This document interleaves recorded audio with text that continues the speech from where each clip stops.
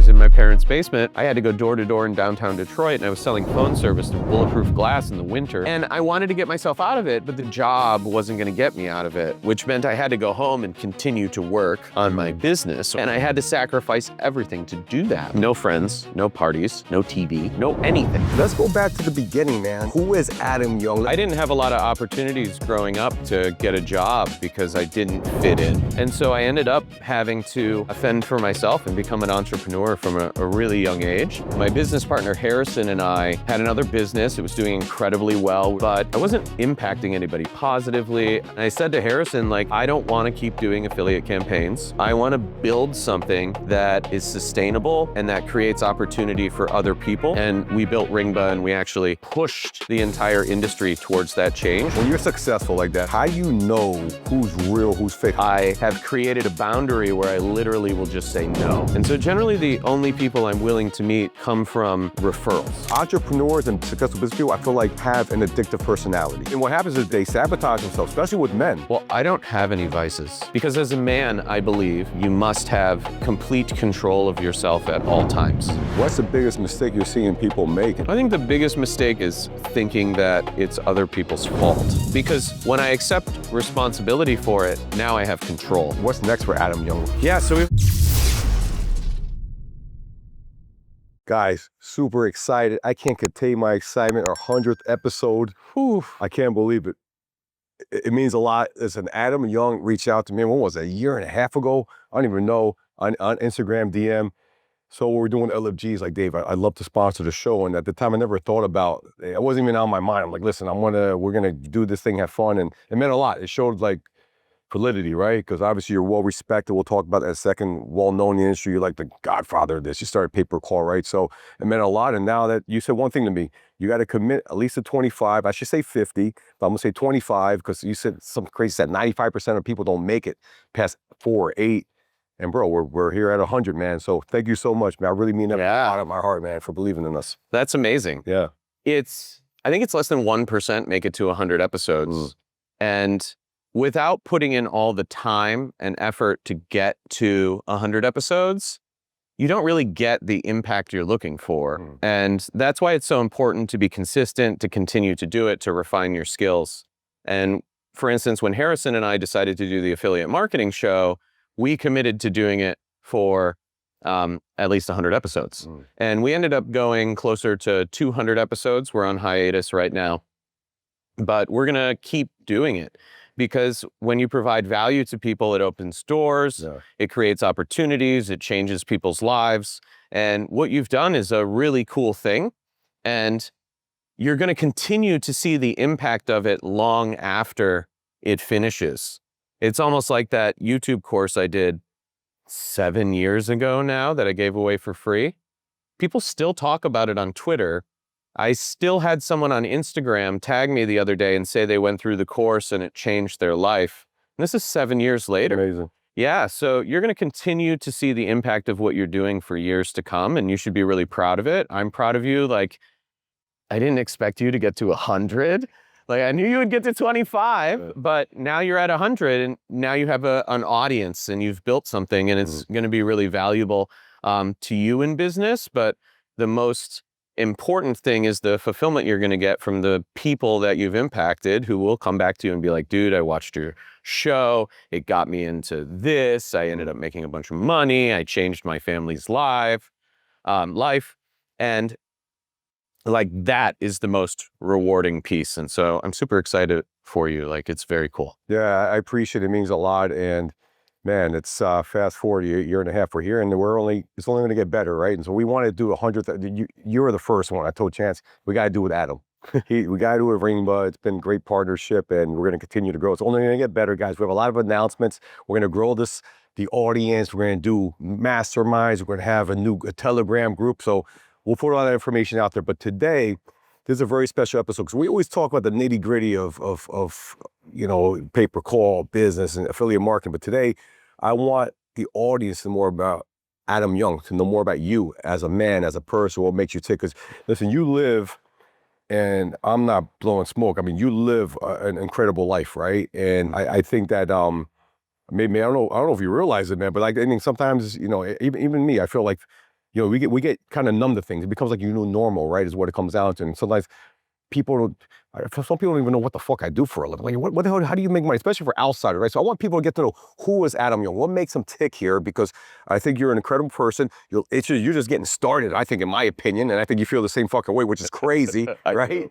So let's go back to the beginning, man. I mean, who is Adam Young? Let's talk about Ringba, how you started at the whole journey. Like, what got you to where you are?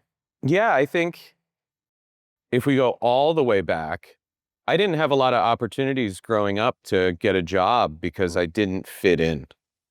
When I was really young, I was invited to a gifted program at the University of Michigan when I was 13 years old. And then the following year, after I graduated middle school, I was invited back to teach.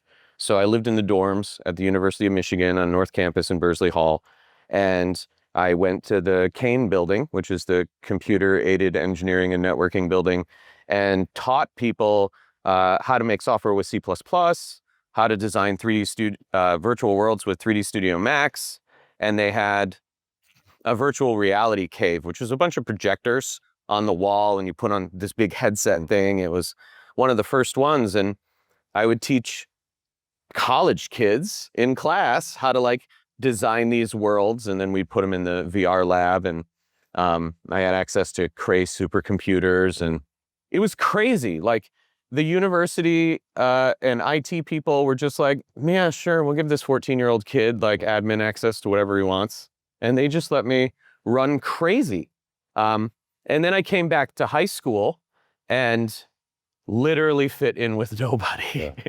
I had this like incredible time hanging out with college kids. I met my first girlfriend there. It was almost like this crazy world that no one would ever believe.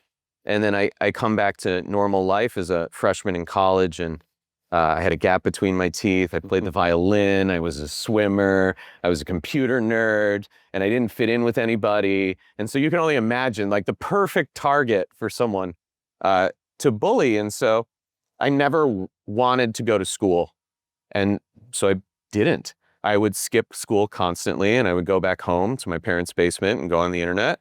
And my grades suffered. I think the only reason they passed me is because they didn't want me there anymore when I graduated. But my GPA was so low, I didn't get into any of the schools. Certainly not the University of Michigan, which was heartbreaking because I like literally taught classes there as technically a teacher's assistant, because I was so young they couldn't employ me. But I didn't get in, and so I was stuck. Like no one would hire me. I had no experience. I didn't want to listen to authority. I didn't want to do what I was told. And so I ended up having to fend for myself and become an entrepreneur from a really young age.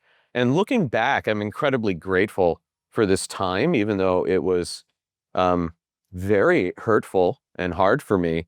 But it taught me who I was as a person and forced me to create a really incredible work ethic so that I could build. And so fast forward to 2015, when we founded Ringba, my business partner Harrison and I had another business. It was doing incredibly well. We were making a ton of money, but it was a click arbitrage campaign. And so I wasn't impacting anybody positively. I wasn't building anything. I mean, I was making people money. I guess that's a positive outcome, but I wasn't creating an opportunity, which is what I think about now as impacting someone positively. And I walked out into my living room one day and I had all these TVs on stands and they were monitoring servers because we're doing hundreds of millions of clicks a day. And it was like all stop. And I thought the internet was out, or maybe there was an issue. And I sat down on the floor when my phone rang and Harrison was like, "It's done." The click feed rules changed. Google, Yahoo, Microsoft, they changed how they were going to do all their click feeds. And unfortunately, it just train wrecked that business, and our back-end partner laid off 45 people. We were like 95% of their business, just me and Harrison. Wow. And so they laid off 45 people, and we just had to rebuild it, start over. And I said to Harrison, like, I don't want to keep doing affiliate campaigns. We've been doing it for a decade. I don't care how good we are at it. I want to build something that is sustainable and that creates opportunity for other people so that we can help other people become successful in a really big way. And so we looked around the industry, we saw calls, we saw how messy and complex it was. We knew it was similar to clicks and leads, that, you know, it used to be all manual, but then computers get involved and then it turns programmatic. And we built Ringba, and we actually pushed the entire industry towards that change and created billions of dollars in value for our customers and billions of dollars more for the industry, because now what we've done has become the standard in how everyone operates. So it's created this massive, massive opportunity for all different types of companies or even kids in their parents' basement. It's really incredible. I didn't predict this outcome. I knew we could build it and I knew we could shift it, but it's crazy to see the progress we've made. And I'm really proud of our team and all the hard work they've done and just all the cool stuff I've been able to be a part of, like helping you produce this show. And we do this with some of our other friends too. And there's 105 of my friends on that wall over there that I helped become millionaires, and like these $100 million awards that are like sitting over there littered on the floor. It's ridiculous, like littered on the floor. One of them went through my YouTube course, didn't know anything about the business, and now has a $100 million award. Another one is a friend of mine. He was a team of one. Now he has 300 people, does 9 figures a year. Another one's a good friend of mine, went through my course, started his business, does more than $100 million a year. Like, just to be able to say that, to be part of their journey and to have built the technology that powered that outcome and allowed them to build what they built is humbling in a way that I can't articulate. Like, I look at these things and I'm overwhelmed by what has happened because of what we've built. Yeah, I was here. We filmed an episode maybe a year and a half ago, something around then. You were constructing all of this. You probably had not even half of those awards on the wall right now. I mean, you're running out of space essentially right now, and you had like a couple $100 million ones. Now I see like, I don't know, 8 of them. There's like $1 billion worth of. Oh, they're more than $1 billion. More than $1 billion worth of. So it's just incredible, and it is. You know, I'm here. I feel inspired. Right. And as an entrepreneur, that's the most important thing. I think your mental psychology and coming. So I feel inspired. And, you know, let's ask this question, because obviously you're successful, right? You've had financial success, personal success. You take care of yourself very well. Your body's fucking amazing. I mean, like, you go on Pilates, you're doing a lot of stuff. Dance, like stupid amount of steps, right? But It's stupid. yeah. So the point is that when you're successful like that, especially financially, how do you know who's real, who's fake? How do you know someone's not looking at going after for ulterior motives, and how do you separate that and keep the good people within your circle? That's a really great question. You know, I had an incident happen recently where someone tried to gain access to me through one of my team members, and it was very eye-opening to me. And so I'm very protective of my energy. I will not meet new people when I'm out generally. Like, you saw me out at a music festival this last weekend, and I was with 8 girls and a customer, and they know that I'm not willing to meet anybody. And so all night people will come up and they won't try and speak with me directly. They'll try and get one of the girls to introduce them or something, or sometimes people know one of the people that's with me, but I have created a boundary where I literally will just say no. And so, no disrespect to people, I'm just not out to meet new people. And so generally the only people I'm willing to meet come from referrals. You know, if you say to me, Adam, I'd really like you to meet this person. I think you guys get along well. I've known him for 10 years. We've done millions of dollars in business together. Like, I'll meet that person in a controlled environment. But when I'm out, I generally won't. And people try and talk to me constantly when I'm out because I'm just free. Like when I'm out, people just watch because I don't know, if I'm dancing, I dance like no one else exists because in my mind, when I'm dancing, they don't.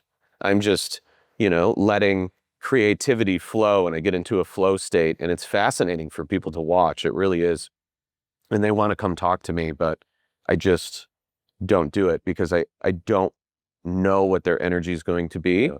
And so I generally just literally say like, no, I'm not interested in meeting people tonight. Or this is a family event tonight. I'm not, interested in meeting people. At Space afterwards, I did have someone come up to me. He walked past and was like, oh my God, it's Adam.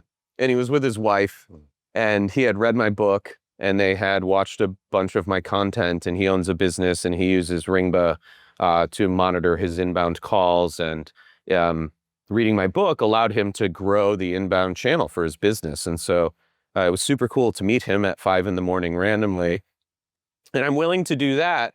But he wanted to stay and hang out. And I just had to politely decline. Yeah. And it's not because I don't like people. I love people. It's just because it's a constant stream. Like I get DMs on every single platform, LinkedIn, Facebook, Insta, TikTok. I don't even use TikTok. I still get DMs like every single day. And so I can't reply to all of this. And so I don't reply to any of it generally, unless someone goes way out of their way to ask a really specific question that is very rare. But it's a challenging thing and it's not something I was prepared for. And Ray Sinlau is a good friend. And we went out in San Diego and we went to a warehouse by the airport to just hang out, dance, vibe. And he wouldn't let me go without a bodyguard, which was really crazy. And I'm glad we had one because people are like, why are these two guys like on this platform and they like don't want to meet anybody? It like draws even more attention. And so I'm really glad we had this gentleman with us because, in that environment, people are under the influence. Yeah. And, I'm like, I don't drink, I don't do anything. And so like people are under the influence and they see something interesting and they want to go interact with it. And that can actually be a problem. And so I've actually had to think about this more and be a little bit more careful in that regard. And I have people who deep fake me. I'll get death threats occasionally. I get all sorts of crazy communications from people. And believe it or not, I actually get recognized fairly regularly. Get recognized in the elevator here, in the gym. People will take pictures of my place and send it to me, send videos of it. And so like, it's been a really crazy experience, but I'm grateful for all of it. And I like, don't fear any of it. It just sort of comes with the territory.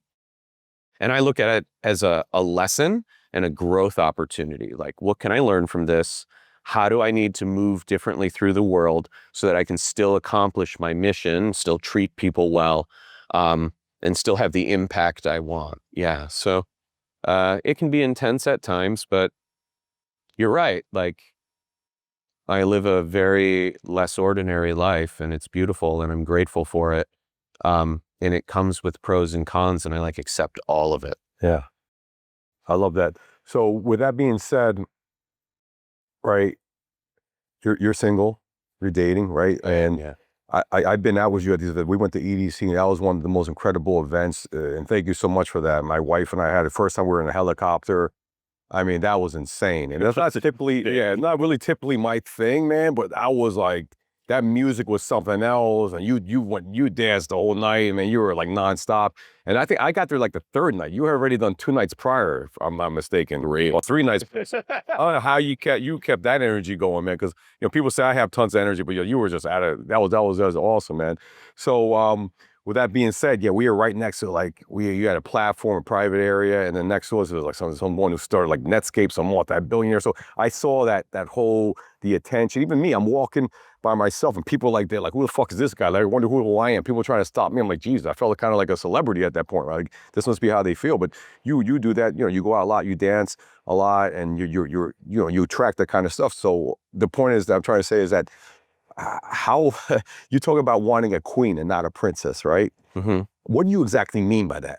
Yeah, a princess is somebody who wants to join into my life, whereas a queen is somebody who wants to come build with me. And there's a very big difference. A princess wants to be wanted, and a queen wants to be worthy.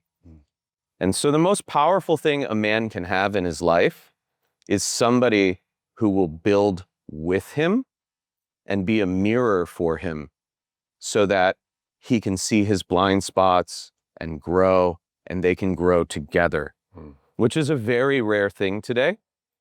And it's a very hard thing to find because personal growth requires humility. Without humility, you can't grow. And it also requires introspection in a way where you have to have accountability, own your mistakes, and accept that you're not perfect and identify what's not perfect in you and be willing to admit it and work on it, which is hard for anybody. And it's even harder, I think, for women, because men talk about this all the time and we push each other. And I think women have a different relationship with each other. And so that's the difference. And there's nothing wrong with either type. It's just, for me, when I find somebody who wants to grow, it pushes me to grow. And when I have that person, I can literally change the world. Yeah, that's a great answer too. I think my relationship with Alejandra, right? She helped me start Solar Direct Marketing. And it was just me, and at nighttime I'd have her help me out. Hey, can you help me with this? She became almost like she would assist me and like fill in those gaps. Yeah. Right? And she understood the hustle. She supports it. I mean, people ask me, how the fuck are you married? Because I travel so much, right? But she gets it. This is what's good for the family, and she comes to me at shows or whenever she can, right? But it's pretty amazing. So yeah, I agree. They say behind every successful man, there's a successful woman. Without a doubt, Alejandra is a queen. Yeah. She will stand in the fire next to you, no matter what it is. And that is the epitome of what a queen really is someone who will stand next to you in the fire and do whatever is necessary for you as partners to get the outcome, the life that you want to live. Yeah. And I would say that's so important as a business owner, an entrepreneur, because we're wired differently. Yeah, especially success. I mean, I don't know if you agree or not. I know you don't drink. I mean, they call you water boy. I love that. Fucking, we're not talking about Adam Sandler, we're talking about Adam Young. But anyway, when they put that on the side of the win, like on the side of the building, I couldn't believe it. Like, oh my God. And it's true, guys. I've been with them, and you've been a good influence on me, man. I've been known. I go to these events. I go hard. Like 5 or 6.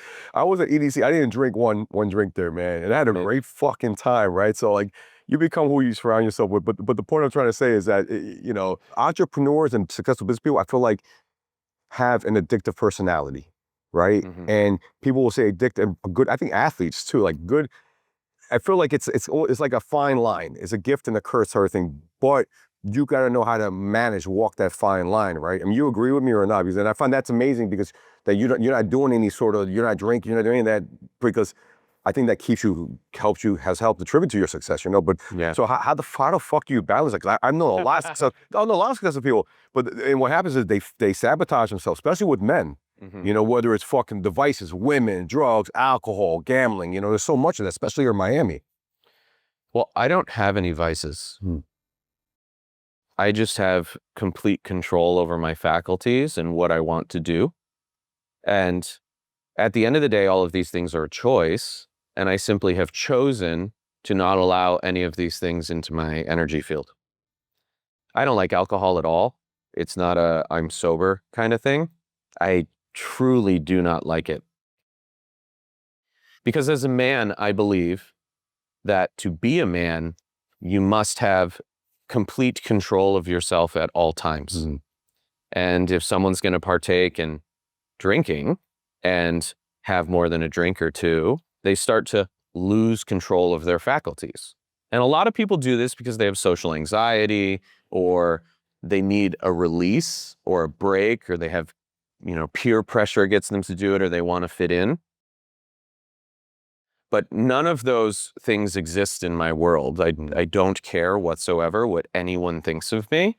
And peer pressure does not work. I'm just completely disinterested in the alcohol because it's the antithesis to who I am and who I want to be. Like if I'm out and there's a guy who's been drinking and he's slurring his words and, like having a good time, great. I lose respect for that person. Yeah. Because our job as men is to protect the people around us, the people that we care about. And if I'm out with friends or girls I'm responsible for, or I'm with a partner when I have one again, I will make sure that they're safe and protected at all times and at all costs. And I will not allow anything in my body that will take away my ability to make sure of that. I think as a man, protecting the people you care about in all ways, whether it be physical or emotional or protecting their heart or any way, is our responsibility. And I don't need these things to have a good time.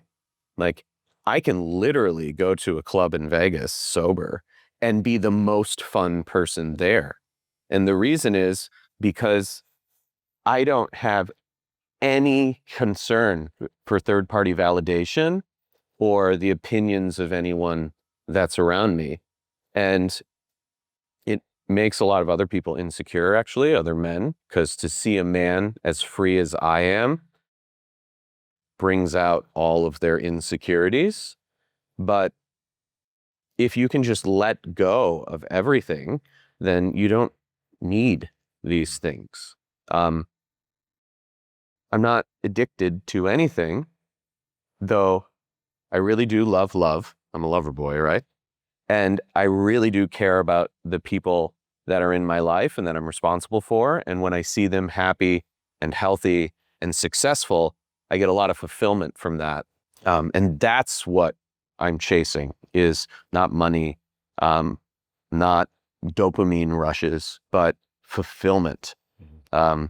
Because that brings you peace, that brings you calm, and it makes it so stress no longer affects you. I don't feel fear at all anymore. It just doesn't enter my body because I already know things are going to be hard no matter what. And so I just expect that shitty things are going to happen. And then anytime they do, I just look at these things and remind myself why I do what I do. And it doesn't matter what I have to go through. Like if I can generate results like this for people I care about, like whatever I have to bear to make that happen is fine. Yeah. Yeah, that was a great answer. I every time I hang out with you, I was here like 2 weeks ago. I come back, I feel like a better person, a better version of myself. No, for me, I'm blessed to have you in my life and people like you, because it's just, and I think that's a beautiful thing. As your network is really your net worth. Really, it's kind of played out. It's kind of, people say that a lot, but you have a good network, boom, good things happen, right? So yeah, I love it. I love that we can share this with the audience, because these are, I think, you're at your level for a reason, right? These are the steps. These are the habits that help you get to that level. Yeah, really, in life, the only competition you have is yourself. Yeah. And looking inside yourself and figuring out what you don't like and what you want to change. And it's hard for people to do that because they have to admit they're not perfect. It is hard on the ego a lot of times to admit you're not where you want to be. But you can literally reprogram yourself and change and be whoever you want to be if you have the humility to do that. And so it's been a lifelong practice for me.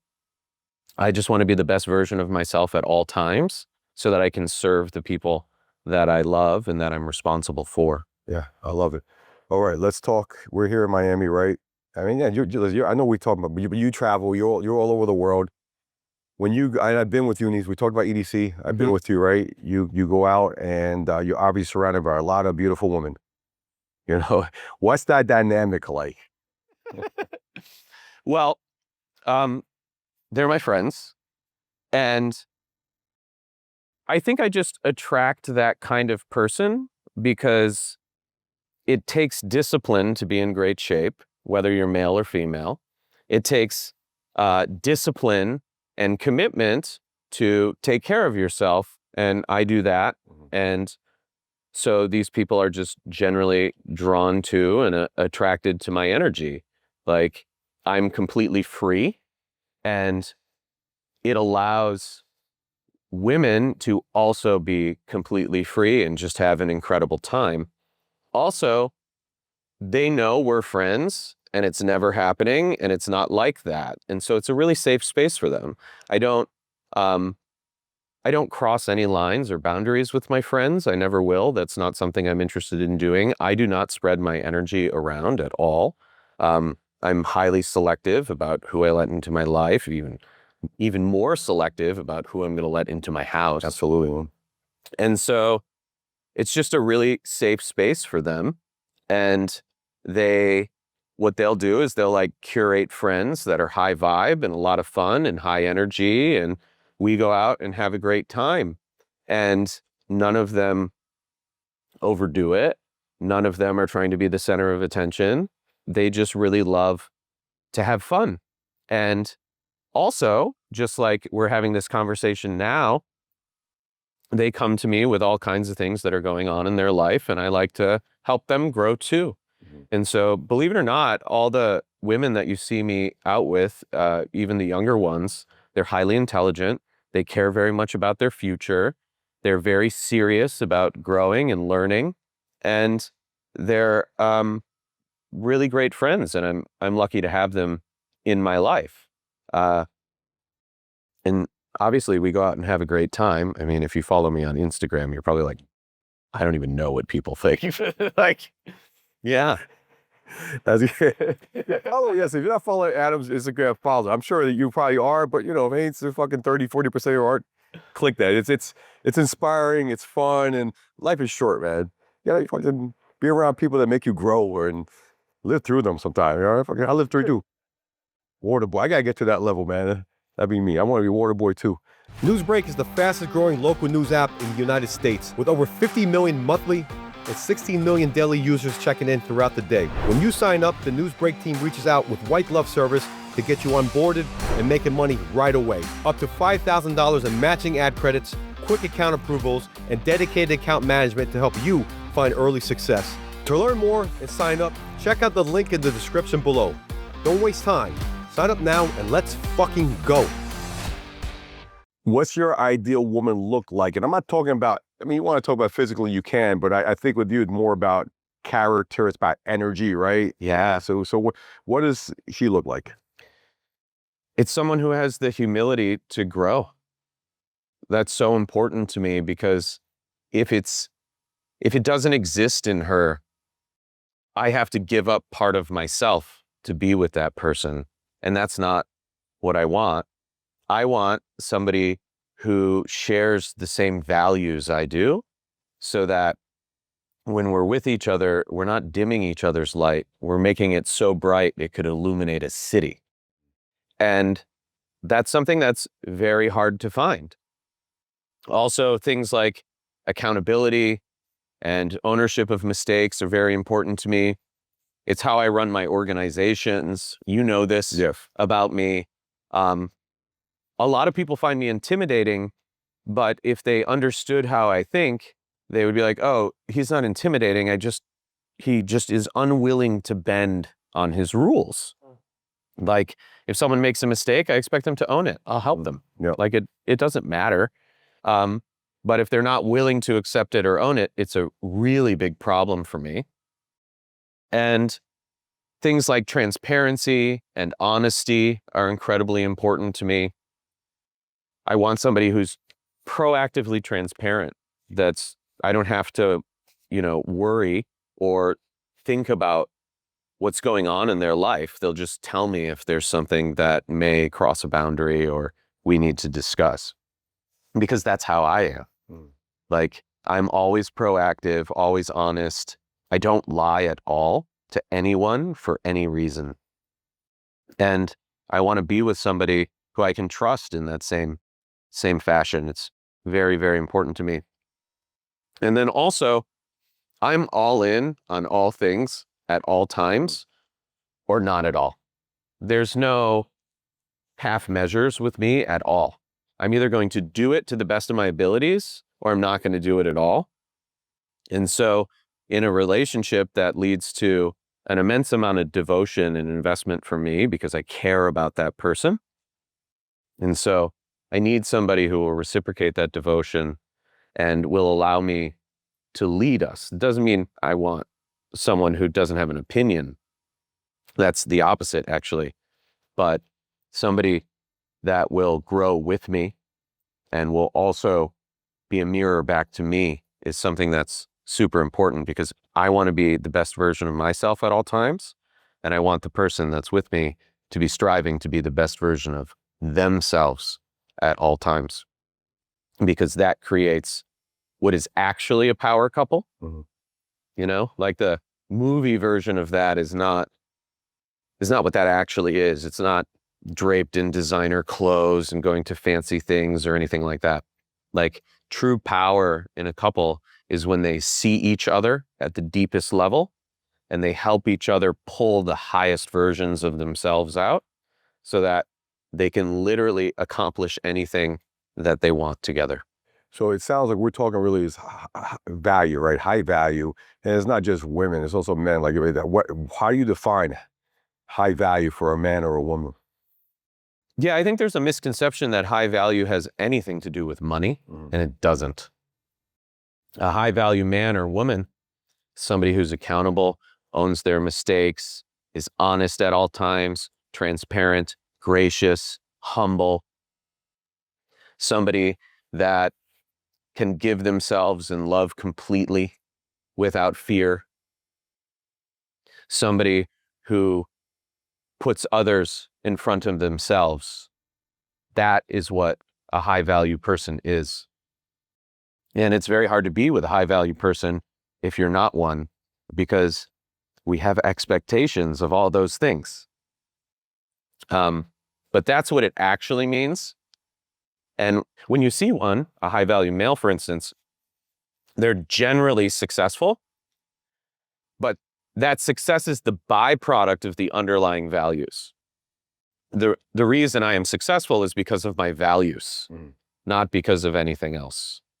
Like, at this point, I think I could sell galvanized steel nails. I don't know anything about it, but I will go crush, right? Like, I have no idea what to do, but I can figure it out because I can do business with people. They can tell that I have value structures, like that I'm going to be honorable and honest and do what I say I'm going to do. And that's probably one of the biggest things that makes someone high value, is their commitment to integrity and character, in the sense that they always do what they say they're going to do no matter what, even if it hurts, even if they don't want it anymore. If they've made the commitment, they see it through. And that is the purest sign of somebody who's high value. I love that. And I feel like you're seeing less of that, and I could be wrong, but from my experience, people say they're going to do something. I don't know what percentage it used to be, but I feel like the word, someone's word is not their bond like it used to be. Like, it's become like less valuable, I guess. And when you find someone that actually delivers, right? And I think that's the reason you guys have been so successful, Ringba, everything that you've touched, because you say you're going to do something, you freaking do it, right? And how many people don't do it? That's what it comes down to. And that's really one way you separate yourself at the end of the day. Yeah. And again, even if it hurts, if I commit to something and I'm looking at it and I've made a mistake and it's going to cost me money, I just deal with it. I just own it, because my reputation is far more valuable than money. And that reputation precedes you everywhere. And That is the real core of what high value is for a man or a woman, right? Is showing up even when it's hard, being honest, especially when it's hard, being transparent, even when you might hurt somebody. Yeah. It's like commitment to your core values is really what makes someone high value. So from your, you've been at this for a long time, right? Yeah. In the business world, and what's the biggest mistake you're seeing people make in terms of is not honoring the word? Like, why are people stuck? And it's not just in business, but it could be personally, right? I mean, it's all connected. I think the biggest mistake people make is thinking that it's other people's fault. I don't care what happened. If it's in my life or my business, it's my fault. Because when I accept responsibility for it, now I have control. Yeah. If I say it's your fault, now you have control. I'm not giving you control of my destiny.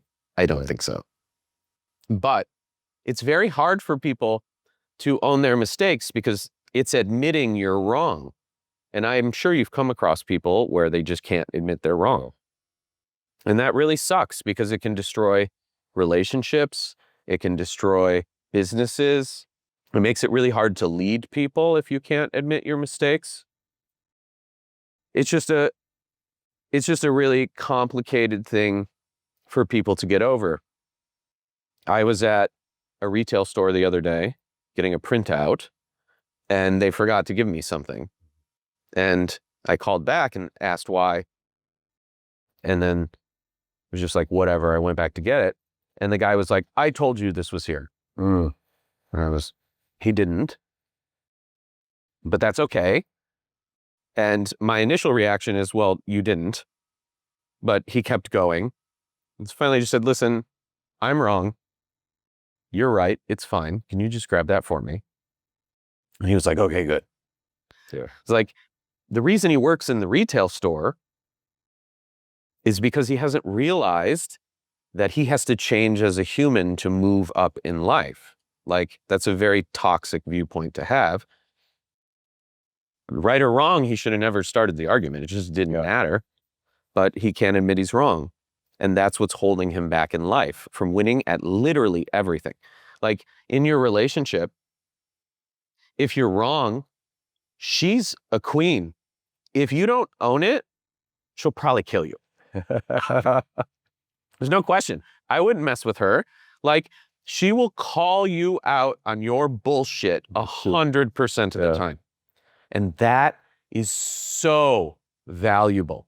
Like, to have a real woman in your life who will call you out on your shit, hold you accountable too, and tell you no, tell you when she thinks that you're making mistakes, or will tell you when someone is trying to enter your world that she doesn't think is a good fit or could be problematic. Like, that's a very special thing to have, because as men, we have blind spots. Huge. Yeah. And women can feel the intentions of others in a way that you and I can't. And so to have someone by your side like that is a really powerful thing, and it protects your kingdom. Like, I've already built a castle. I'm not looking for someone that wants to come live in it, which would be a princess. I'm looking for someone who wants to come protect it and grow the empire. And that's a really hard thing to find because it's super rare. Man, my mind is blown away. You're 100% right. That's what it comes down to, man.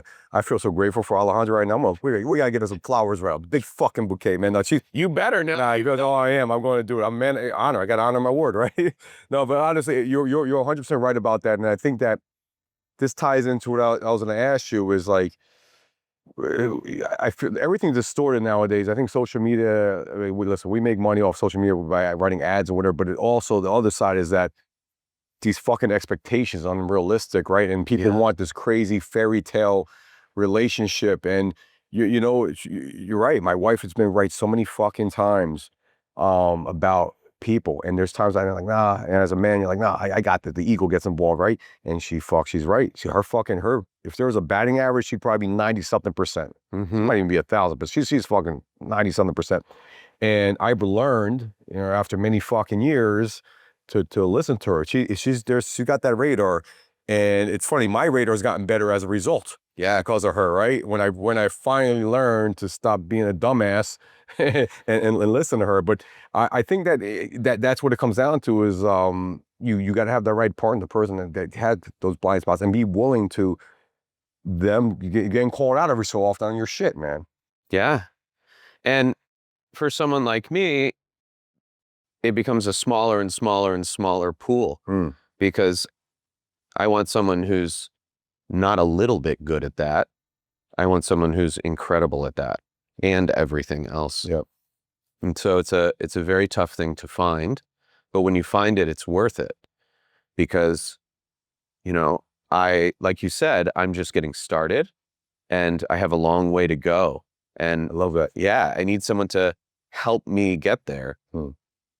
Like I've already had a pretty significant impact with what I've done in the number of people that I've affected.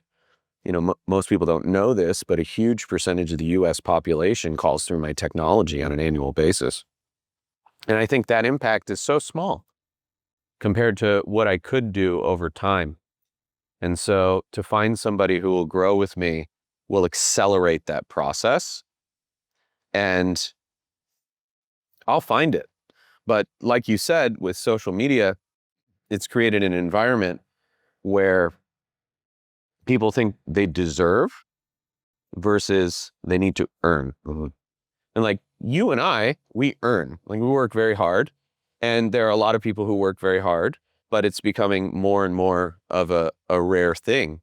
And social media can be very toxic, and people have to take a step back from that and like really decide who they want to be, because the math just simply doesn't work.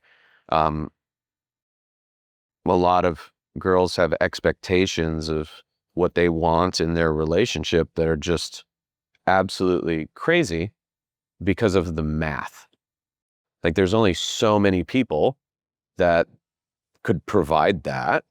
And then those people are going to have expectations about all the things we've been talking about thus far. And when those two things come together, it just breaks and explodes. And so it's complicated for people to find what we're talking about. You're very lucky you did.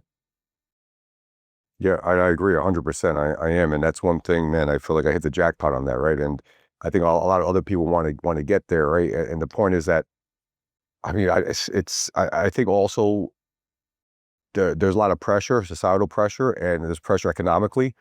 I feel like stock market has at all-time highs, but I feel like there's a lot of dichotomy going on. It's the best of both. I mean, it's like the tale of two cities. It's the best of times, it's the worst of times, right? So you have one sector, the very wealthy that are doing better than ever. Then you got like the working class people that they might be making, I don't know, 6 figures when 10 years ago that was enough to put food on the plate and save money, have a good life, but now it's not, right? So it's almost like your only choice right now is to make more fucking money. But how do you make more money? Is that people want to do is get rich quick kind of shit, but you got to put in the work. You got to bust your ass, and you got to bring value at the end of the day, right? So it's one of those things that I think it puts more pressure on women looking for that man that could support, puts more pressure on the man, right? So we're living in this crazy time, and the point I'm trying to say with all this is that's why it's important who you follow, who you're following on your feed. Are you following scammers? Or are you following real people like you that have actually fucking done it? There's so many people preaching, but they haven't built any fucking businesses. Yeah. Maybe they're ripped, maybe they're on steroids doing this and that, but have they actually built something, right? So I think that's a B. I know I just said a lot. What's your take on all that? I think what information you allow into your life is really, really important. What information you consume is very, very important. I do not spend time on social media. I do not consume social media for entertainment or education. I participate in it for entertainment. Obviously, I'm active there, but like otherwise, it's a tool to me.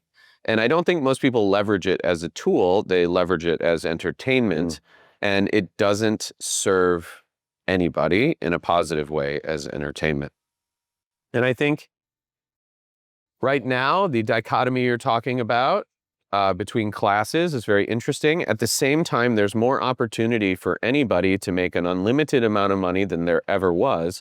I have friends that are in their early 20s that are just stacking cash like you wouldn't believe. And they're just really smart kids that don't drink, work their asses off 16 hours a day, grind 7 days a week, don't complain, and just do whatever is necessary to do well. And so when you tell me about the working class people, I say, hey, like, there's a guy who used to sell jewelry that watched my free YouTube class that did over $100 million in revenue last year. Like, that could be you too. You just have to be willing to put the effort in. And it's like when I lost everything and I was in my parents' basement, I had to go door to door in downtown Detroit, and I was selling phone service through bulletproof glass in the winter. I wish I could see you at that time. I can't picture you as a salesperson, man. That's humiliating. And I wanted to get myself out of it, but the job wasn't going to get me out of it, which meant I had to go home and continue to work on my business or my life. And I had to sacrifice everything to do that. No friends, no parties, no TV, no anything. Just literally job, grind, sleep, job, grind, sleep, weekends, grind. I didn't eat some days. I didn't have the money. My girlfriend wanted a teddy bear. I couldn't afford it. So I saved my lunch money up and tried to sell restaurants so that they would feed me. wow. And I didn't eat. I lost a bunch of weight. And I never told her that, right? I just did it. And so when I hear families and working class folks or just anybody saying it's like it's so hard to support a family and I can't make any money and they hate rich people or whatever it is, my first question about that is, what are you doing when you get home from work? Okay, you have family time. What are you doing after that? Like, are you watching Netflix? Because if you're watching Netflix, then it becomes your problem. And this is where the accountability and ownership comes in. If somebody doesn't have the humility to say, yeah, I'm wasting all my free time and I'm blaming everyone else for my situation, it'll never change for them. And I feel for families. I want people to be successful. It's my mission. But if they're not trying to do something else, then it's their fault. And they need to own it so that they can change it. Yeah, there are things happening economically, but that people might say are negative, but there's also so many positive things. I mean, one reason why the stock market's all-time high is AI, right? AI is disrupting things, it's compressing, collapsing time frames. You mentioned someone selling jewelry, now I did 100 million with you. Like, it's the choices, right? And I think this ties in my next question, because on the social media feed, you could choose to follow get rich quick people that don't last, or go on Netflix and watch something that's not going to really contribute. Like, what kind of choice are you making? Who are you letting in your world, whether it's social media or personally? And how do you determine, because you mentioned you keep your circle tight with people that are high value, and I know that's a fact. I've known you for a while. When do you know when to cut somebody out of that circle, when like they're not bringing any value or they're detracting from what you're trying to accomplish? It's generally obvious. Either they start to compete with me in any way. If someone's trying to compete with me in my circle in any way, done. Because I'm not here to compete with you. I'm here to make sure you win. And I will only allow people around me who want me to win. And that's all that matters, right? Like, that's the fundamental core of it. And so if somebody is in my life and they are trying to compete with me in some way, shape, or form, even on a personal level, I have to cut them out, because that will turn toxic. That means that they don't want me to win. They want me to lose. They want to win. They want me to lose. If someone's competing, someone has to win, someone has to lose. It's just the nature of competition. And so I only keep people around me who want me to win. And I, of course, expect everyone around me to win, and I'm happy to help in any way that I can, because I'm either all in or all out, and I'm very devoted to the people I care about. It's like, if you call me and you're having a crisis and I'm busy, like, I'm gonna take the call, we're gonna figure it out. Like, that's my commitment to the people I care about. Same with customers, right? Like, you see me out and my friends will literally post videos of me like texting or, like on the phone at 3 a.m. or something.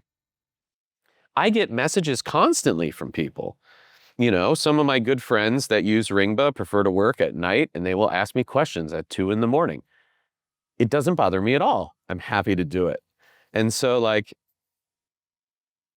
but it's the moment that any of these people cross into a competitive fashion, personal or professional, that it can be problematic because they'll try and undermine.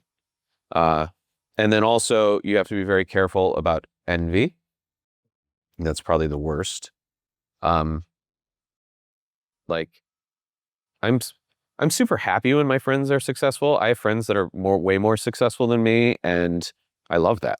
I can learn from them. I'm not threatened by that, but some people are. Yeah. And you have to be really careful of that. And so, yeah, I don't go out a lot and hang out with men generally, actually. I just thought about it. You're right. My male circle is very tight. It's all people who want me to win, and it's people who are willing to challenge me, and sometimes they'll just challenge me to challenge me. Like sometimes Ray, for instance, will say something and I'm like, what? No, this is like clearly the right direction. He's like, yeah, I'm just checking. Like he'll just do it to do it. And it's really important to have those people in your life, right? The people that are going to challenge you and question your decisions. And, they never tell me what to do. They just generally ask questions and challenge it. And then when I want to go out and have fun, I prefer to just go do that with women because they don't care at all. Like they don't want to compete with me at all. Like there's nothing to compete with. Like they just want to go have a good time. Yeah. And be around really great energy and be in a safe space to do it. And they know my rules, which is basically no new friends. And I mean, literally. And we always have a blast, but, yeah, never really with guys, because especially when they drink, then some of that behavior will come out, like they want to talk about business or get competitive or egos come out or whatever. And that's just not me when I'm out having fun. And so I try to avoid it. I love it, man. This is great. I want to thank you. I can't wait for the audience here. This is so valuable. The first podcast we did was 3 hours. We had to do it in 2 segments, right? And that was so many. We got a lot of good people. Love that one, right? So I'm glad we're doing a second one. I think this was more about the psychology. We went in depth and who is Adam Young? What's making you tick, right? So with that being said, what's next for Adam Young? Whether that's personal, professional, you traveling anywhere? What's next for you? Yeah, so we have a lot of big things coming with Ringba on the technology side, but also just business growth side. We have over 100 people. We have a bunch of teams working on some really cool things. We have built a lot of redundancy into the business. For instance, AWS had that giant outage that took half the internet down. We were just fine. And so that was super cool. Our jet business is doing very, very well. We will have a fleet of aircraft soon. Wow. Which is insane. You got your private jet key. Perfect timing. Yeah, no question. I had one for Harrison too. Oh God, Harrison, just literally like every day, Dad, what about this one, Dad? Like, it's just ridiculous. I'm super proud of him for that though. He has built that business, and I am helping with certain things now, and we're going to continue to scale it, but it's a super cool business. And so I'm very excited about that. Going to EDC Orlando here pretty soon, which I'm excited about, with a bunch of friends. So that'll be cool.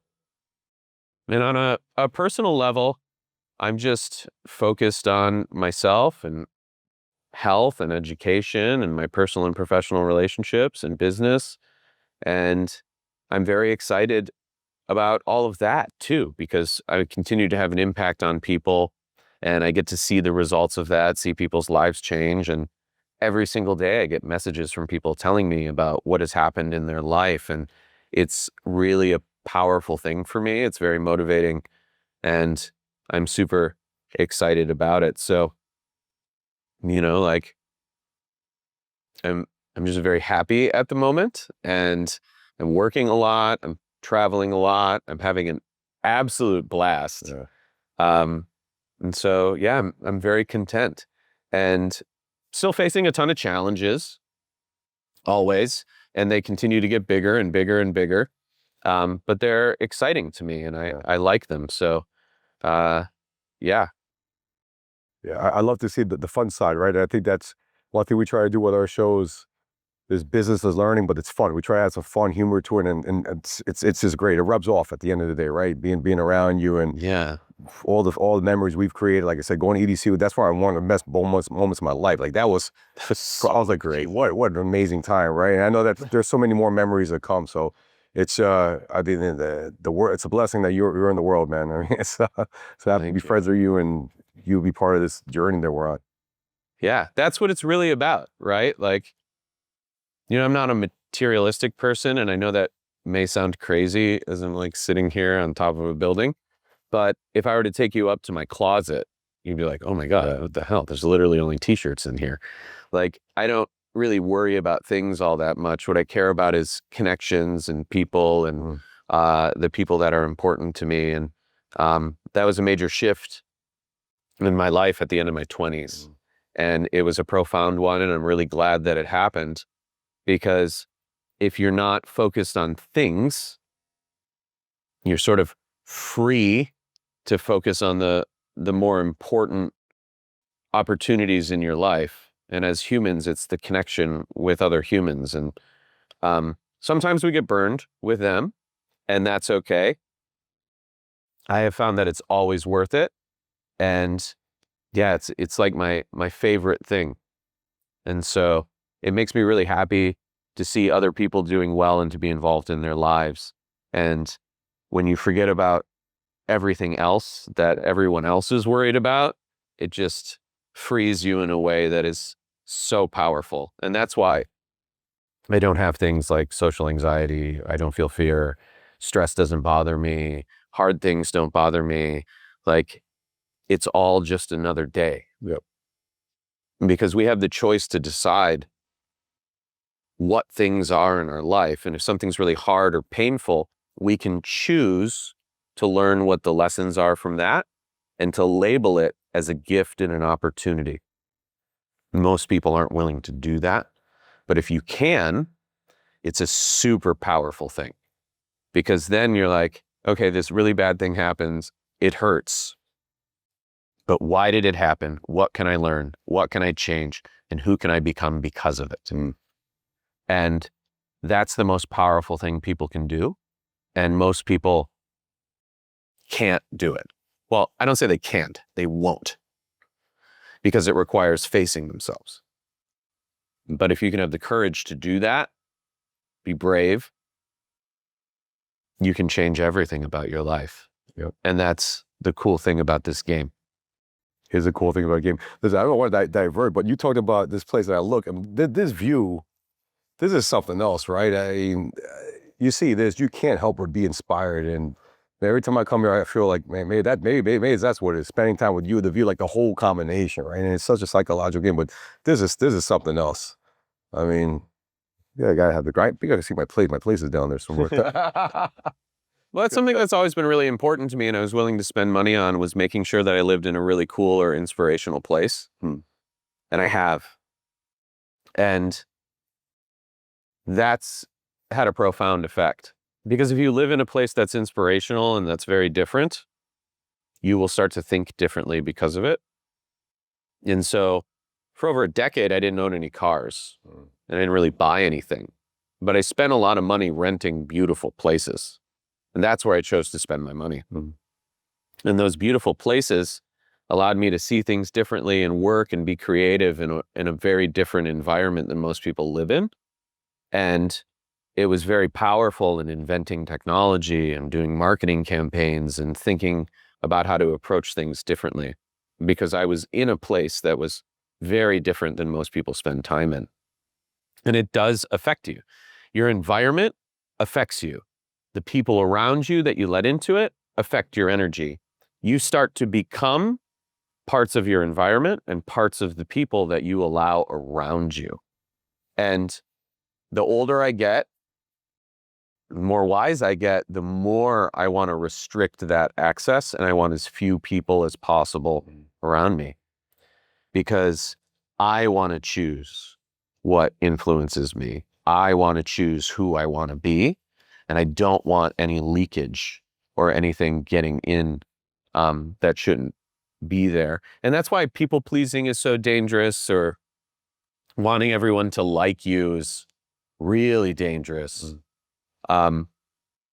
Because it adds no value into your life. It actually removes it. It's you giving away who you are and your identity.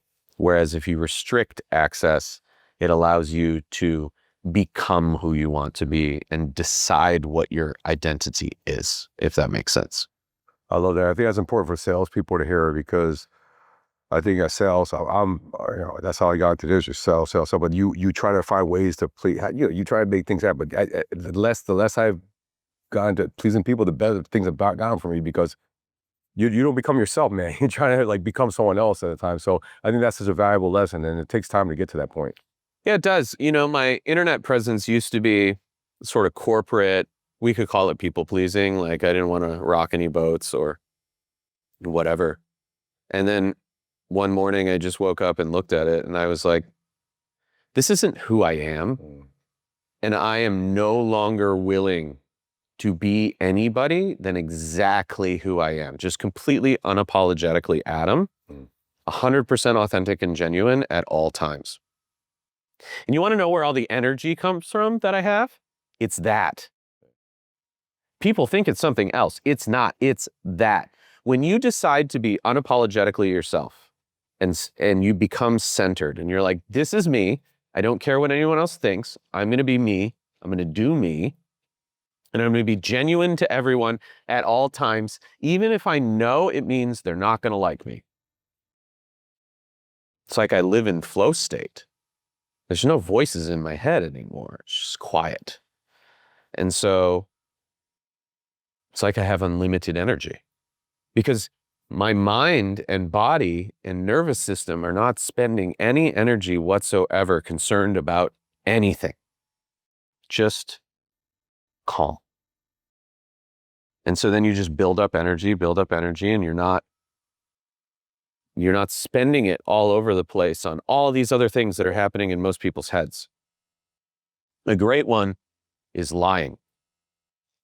When you lie, you have to remember what you said, so that when you talk to that person again, you can continue the lie. Now, even little white lies, they add up over time. Thousands, hundreds of thousands, millions of transactions in your head over time, especially if you tell lies to people and then you got to like continue to do it. Now, I don't do any of that. So there's literally no overhead. Like, your brain is a computer. Its bandwidth is like a pipe. And when you aren't yourself, or you're pleasing people, or you're wearing a mask because you want people to like you, you are literally expending energy constantly, and you're clogging up that pipe. But when you're unapologetically yourself and centered and grounded and genuine, you're not lying, you're not concerned about anyone else's opinion, any of these things. You just have a fire hose that's unclogged. It's just like unlimited energy. And I think it's shocking for people to witness. Like, this last music festival, I don't think I've ever been filmed so much, because of just how they set it up. Like, the crowd, you can even see in one of the videos in my highlights, like, there's just a bunch of people in the crowd. The stage is over there. They're watching me. Like, people are filming me off to the right. You can see it. It's just because they've never seen anything like it before. And if you can get to that state, it's super powerful. And it's a really cool thing. I discovered it by accident. Like, I didn't decide this. I just was working on myself and was like, I I don't want these things in my life anymore, and I want to protect my energy and whatever. And then I learned over time what the results actually were. And it was a really, really powerful thing. Yeah, it's true. It reminds me of Gary Vaynerchuk. People were like, how does he have so many? And he said something very similar. Like, I'm myself. This is what I was put on earth to do. And he had an epiphany moment. I don't know when it was. I think it was the mid-30s. And he's like, fuck, I'm going to go all in this, and blah, blah, blah. And then everything just flowed for him, right? So it's very, very similar. I think that's one key element of success right there. Yeah. And then to shift your mindset to you're either all in or all out. Yeah. It's hard to do because you have to tell people no. And a lot of people don't like telling other people no because people don't like hearing no. I don't have a problem with it, obviously. And just gonna is what it is. And my friends know they're gonna get told no. And they may not like it at some point. And they're just like, all right, like I'm not going to bend if I feel something is the wrong decision. Like I'm just not to appease somebody else. I won't do it. I think in my personal relationships, it's different. You decide together and you have a mutual goal.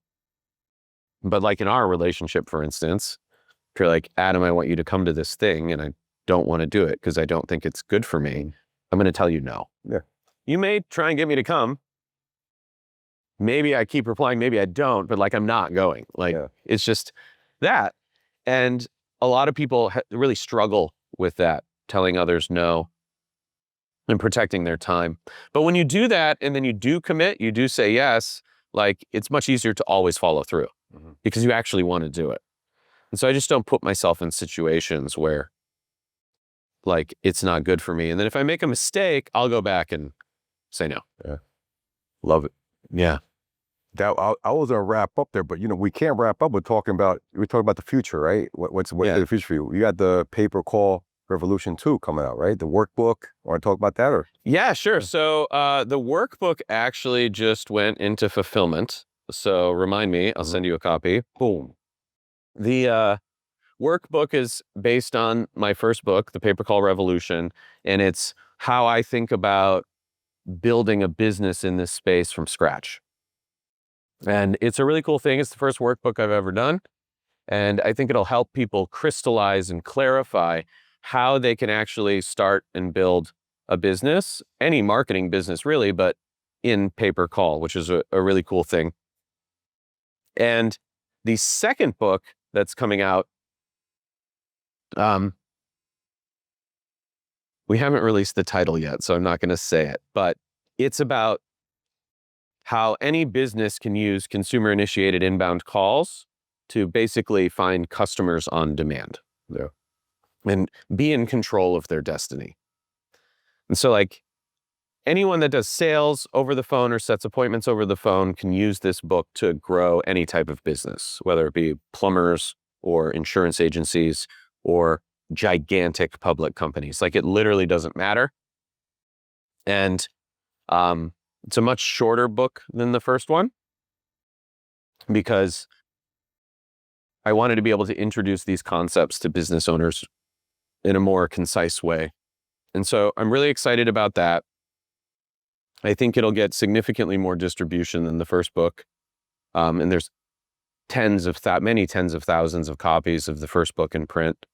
I expect that the second one will have hundreds of thousands of copies in print. So I'm super excited about that, not because what it'll do for Ringba, but how many businesses we can help grow because of it. And so that's the funny thing about my mission, which is to help businesses grow, help people be successful. That's what drives me. And at this point, that means I need to grow the industry in the pool, which means I'm the best marketing for everybody that considers themselves my competitor too, which is funny that I am at that point and I don't even care because I just want to see people happy and successful. And like, that's the value that I get out of what I'm doing. So I'm very excited about these upcoming releases. That's great. Listen, that's good for the whole industry. It's good for the goose, good for the gander, right? Let's fucking get it, guys and girls. Cool. Listen, we went through a lot of stuff here. Anything that we didn't touch upon, you want to touch upon? No. I just want to say that I am super proud of you for making it to 100 episodes. It's like a big deal, dude. And I know it was a lot of work and it's time consuming, but like the payoff is great because it affected a lot of people and I'm sure it created a lot of opportunities for you too, and will continue to do it. So make sure that you fill out the form and join his Telegram group, because the people in that Telegram group aren't just random people from the internet. I'm in the Telegram group. A bunch of my friends are in the Telegram group, and we actually read it. So if I were you, I would join. I love that you said that. Listen, we're going to curate some heavy hitters in this group. People that have fucking done it. People that aren't just talking about it, have actually done it. And success leaves clues. And Adam Young, arguably the most successful person in our industry, in the business world, community. I'm very blessed to have you in my life, man. We're blessed to have him in our industry here, our life, on this podcast. Fucking go. Subscribe, like, hit the Telegram, come to our masterminds, make more money, have more fun, start dancing. Come to one of these things. Let's go. Your network is your net worth. We got a fucking crazy network of people. I'm not talking about your average motherfuckers. I'm talking about people doing $300,000, $400,000, $500,000 a day in ad spend. People that have made billions of dollars in sales. People have exited their companies for about $1 billion. We hit 100 episodes. Guess what? We're about to take shit to the next level. So you want to be part of it? Subscribe right now. Remember, no money, no honey. Let's fucking go.